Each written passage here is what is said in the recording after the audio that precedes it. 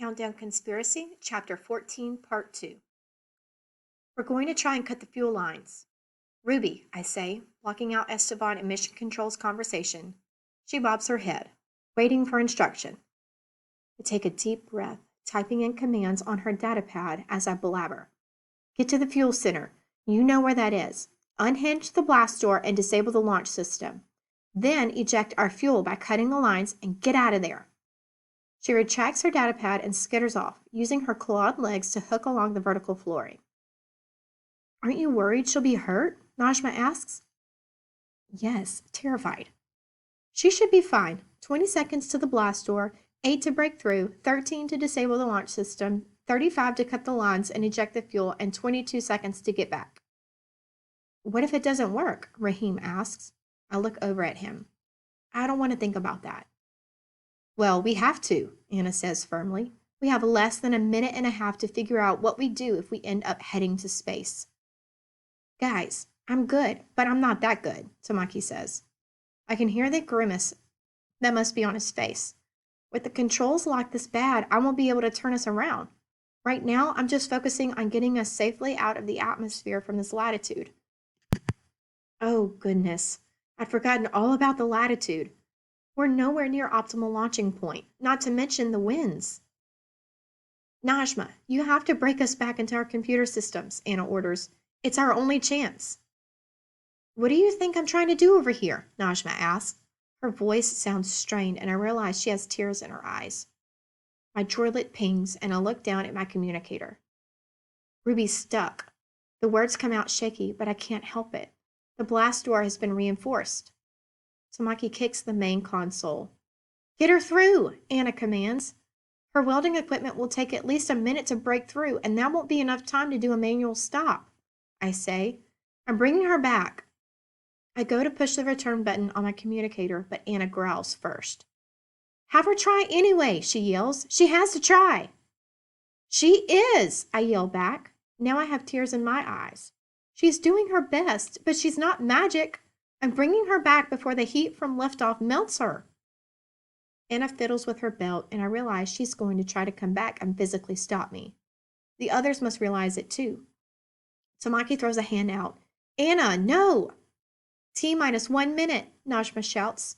You'll be loose in flight. T-minus 50 seconds, Rahim says gravely. Bring her back, Miranda. We're going to need that mechbot for whatever comes next. I nod and press the recall button. Oh, great. Anna throws her hands in the air. Du hast uns auch verwundert. I don't know what that means, but I'll get the gist. Ruby will do more good helping turn this ship around in space than melting before we get there, I snap back. T-minus 40 seconds, Najma says. Come on, Ruby, get out of there. Esteban has been speaking nonstop into his headset to Mission Control. No, we can't get that. No, that won't work. We've tried. You're going to have to get past it on your end. Tamaki has the console in front of him torn open, fiddling with the wires underneath. Does anyone have wire cutters? T-minus 30 seconds, Najma says, her fingers still flying across her keyboard. Anna growls, swinging her chair to Tamaki's side and yanking at the wires with him. How about these? Rahim pulls out a pair of surgical scissors from his med kit. He tosses them up to Tamaki, who catches them by the handle.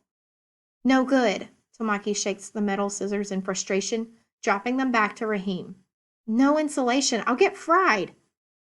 Just then, Ruby's clitter-clatter of legs sounds from the cabin behind ours. Ruby has wire cutters. She's on her way, I exclaim. Faster, Ruby. T-minus 20 seconds. Anna slams the metal grate she's been holding for Tamaki down on the pilot console. Get that robot over here. I thought you wanted her down in the fuel cells. I want to shout back, but there's no time for that sort of thing. Ruby, get up front, I order. Clitter-clatter, clitter-clatter.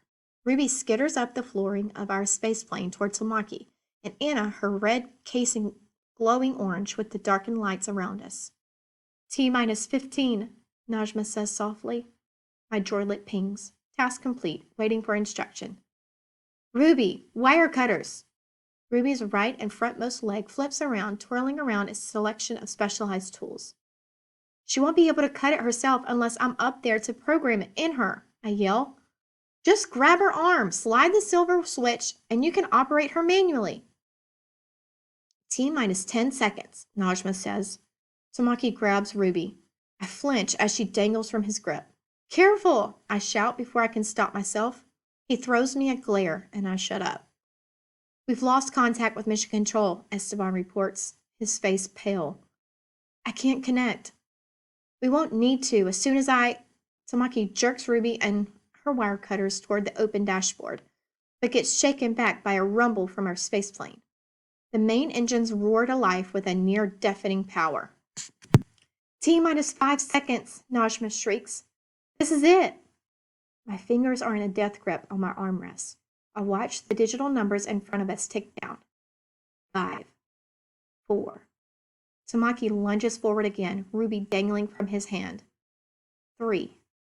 He tugs out the wires. Something clicks over in my brain. 2. Wait! I realize, finally registering which wires Tamaki's working on. Don't cut those!